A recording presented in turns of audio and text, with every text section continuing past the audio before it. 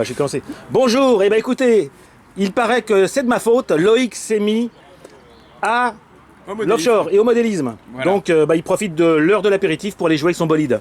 Vas-y, tu fais aussi partie du Lafayette Club? Non, je suis au club de Viry-Châtillon. Viry-Châtillon. Ah bah écoute, welcome Voilà. on board, parce que là nous sommes chez nos amis du Lafayette. Alors je vais aller doucement pour ne pas vous casser la tête, mais je profite de cette heure d'apéritif pour vous présenter les bébés, que notamment le Lafayette Club de Mantes-la-Jolie, qui compte d'ailleurs un certain nombre de membres qui ont fait le déplacement. Un superbe hydroglisseur ici d'ailleurs en tout carbone. Un magnifique Schmidt Nederland. Offshore, oh, regardez ça avec un V8 sur le capot, ça c'est vraiment super sympa. Hein. Je suis pas sûr que ça soit comme ça en vrai, mais au moins ça a de la gueule. Hein. Un mini cargo absolument superbe. Alors le travail, plus c'est mini, plus c'est difficile. Regardez la qualité des détails. Ah, les doigts de fée du fabricant. Mon Dieu, mon Dieu, mon Dieu. Là, une petite usine. Bon, d'accord. Le soleil est là. Bah, en plus, il y a du soleil. Un petit bateau qui sert en même temps de webcam. Bon, je ne vous ferai pas, entre guillemets, l'injure de vous représenter Christian Brunings, qui navigue 45 minutes sans souci. Là-bas, vous reconnaissez notamment les bateaux Schmidt Nederland et Rotterdam de Romuald et Mélanie, qui est aussi venu. Salut, salut ami. Qui est venu aussi avec son. C'est quoi déjà ton bateau? C'est un RG65 là, le... Ouais. Non, Fortune 3, Fortune 2 pardon. Fortune 2. Merci, merci. Alors j'ai raté un énorme bateau, un cotre que j'espère voir naviguer tout à l'heure. Vous le verrez, je l'espère sous l'eau, mais en tout cas il est impressionnant. Il a fallu 1 heure à son propriétaire pour le monter. C'est le problème de ces monstres. Petit pêcheux.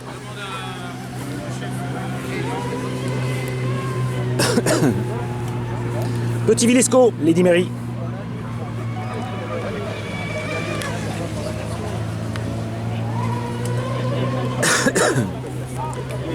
Un quart d'heure d'autonomie avec un petit Vilesco, c'est génial. Un Typhoon, mais là, on parle pas de la machine Typhoon qui équiperait par exemple la machine, mais on parle du Typhoon, un bateau de pompier. Tout à l'heure, je vous ai filmé les 2 vapeurs de mes amis Fabrice et Marc. Là, je vais passer dans leur stand, hein, tant qu'à faire. Nous sommes au sein du club d'Assaut. Dassault, qui a priori fait quand même plus des avions que des bateaux, notamment des rivas. Je savais pas que Dassault faisait des rivas, mais bon, on les pardonne. Hein. Et là, j'ai vu un monstre extraordinaire. Si c'était un vrai, mon Dieu, est-ce que ça existait ça? Non, Ah bon. une vue de l'esprit de Léonard de Vinci simplement. Ah mais c'est quand même un bateau conçu à l'époque. Ça a été, non, il y a eu juste un croquis de Léonard de Vinci. Et tu as essayé de le mettre sur l'eau? Non, j'avais prévu de le faire naviguer au départ, mais Oui. il y a déjà le problème, c'est t'as les roues à roues qui tournent dans un sens ou dans un autre, donc faut mettre les moteurs. Alors les moteurs, ouais. faut les mettre quelque part. Faut mettre Alors, j'avais prévu éventuellement de faire une fausse coque en dessous, tu sais, avec et cacher un petit ouais, moteur. là Ouais. j'avais mis des poulies, tu vois, pour pouvoir mettre les moteurs en dessous avec des courroies, mais je l'ai pas fait. J'ai abandonné l'idée. C'est trop top. Hein. Bon ben merci monsieur Léonard de Vinci. Merci. J'ai Là-bas un peu encore un peu moins vieux que lui, heureusement. Des Schmidt, un Schmidt Rotterdam. Et je reviens sur... Alors avec un magnifique Anteo, que j'espère voir naviguer aussi. On connaît la coque de l'Anteo, mais c'est toujours un très très beau bateau sur l'eau. Le Frelon, que j'ai vu naviguer, qui est très très belle présence sur l'eau. Bah, dès que les bateaux commencent à dépasser le mètre 20 et les poids de plus de 10 kg, ça donne sur l'eau.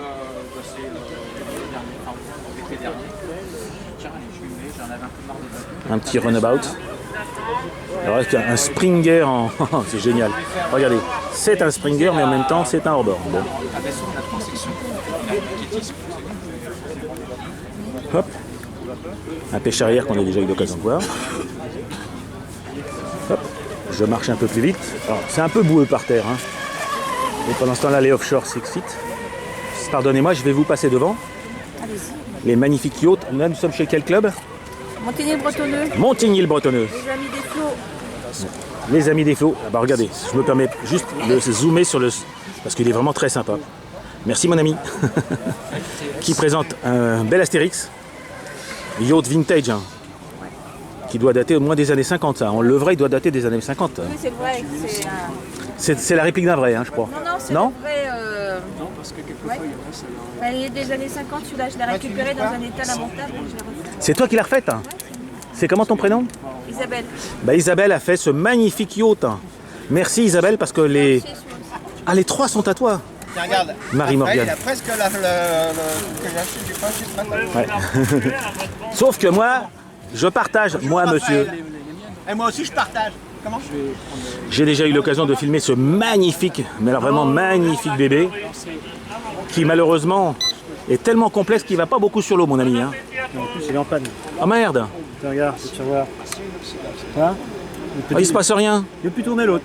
Il est en grève. Ah bah alors voilà. Il est en Putain. grève. Ton super frelon veut pas marcher, dis donc. Non, mais j'ai mis un produit pour le neutraliser. Super produit. Deux pêcheux. On reconnaît le A, j'ai déjà eu l'occasion de filmer le A. Le haleur, hein, qu'on connaît aussi. Un bateau sans mât, bah, ça fait un peu bizarre. Oh, ça c'est un... Ça doit être un bateau grande vitesse qui sert dans les îles ou les trucs comme ça. Regardez ce diorama, alors là je prends 2 secondes. J'appelle ça un diorama, je sais pas si, mais en tout cas c'est exceptionnel. Tous les petits bonhommes, c'est très très réaliste. Parce qu'à côté de ça, bah, vous avez les bateaux qui vont, j'ai l'impression, à l'échelle, quoi. Ah là là. Que ceux qui mangent vers y manger. Bah oui, c'est le couscous là. Hop hop. Putain. Vous avez ça, la qualité du 3 mâts. Et puis je ne dirai rien sur ce magnifique yacht, hein, parce qu'évidemment tout le monde rêve d'un yacht. Hein. Même un petit. Ça c'est le. Je crois que c'est le dernier Riva, mais je ne le jurerai pas, mais je crois. Hein. Le dernier Riva moderne en vrai. Après, en maquette. Hop, je cours, et je vais jusqu'au bateau suivant. Hop, hop, hop, hop, hop, hop, hop, hop. Alors, ça c'est pour mon président, mon Düsseldorf. Enfin, son Düsseldorf, voilà. Ben, voilà. Président du club de l'Offshore Club de Paris, salut. Sacha, petit offshore. Un bateau très original. Une SNSM. Un bateau, une barge pour les huîtres, magnifique, réaliste. Mais alors, le canard enchaîné Michel. Alors là, c'est pareil, c'est des bateaux qui normalement devraient aller sur l'eau. J'espère que je les verrai. Mais là, c'est pareil. Imaginez les heures de travail pour le construire et même pour le gréer, pour le mettre à l'eau. Enfin, c'est du grand travail qui donne envie de continuer dans le modélisme. En tout cas, moi, je suis toujours passionné par ces réalisations et leur réalisme. Regardez ça, les capes de mouton et tout, quel travail. Les canons ont été tournés.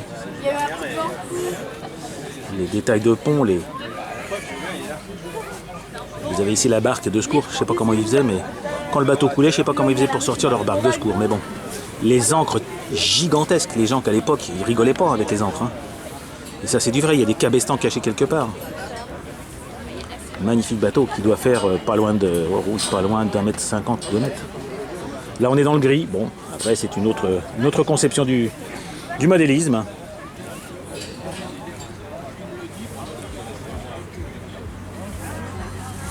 Une petite Schnellboot, hein. Quoi, une petite vedette lance-torpille, encore un petit Springer, encore un magnifique bateau. Dès que je dois commencer à lever les caméras, c'est que c'est du gros, après du Riva bien sûr. Une abeille, eh ben oui tiens, abeille Languedoc, on rigole pas. C'est du gros, avec un magnifique cargo pareil qui doit être pas loin des 1,82 m. Dépêcheux, le Zénith de Saint-Brieuc, l'Antonin de Le Guilvinec. Salut Antonin! Encore un autre Zénith. Encore un petit hydro-glisseur. Le Patterson que je vous ai déjà filmé. Ne bouge pas, l'Ifremer, le bateau de l'Ifremer. Magnifique yacht, encore un autre yacht vintage, j'adore. Vraiment super sympa. Et des bootleggers.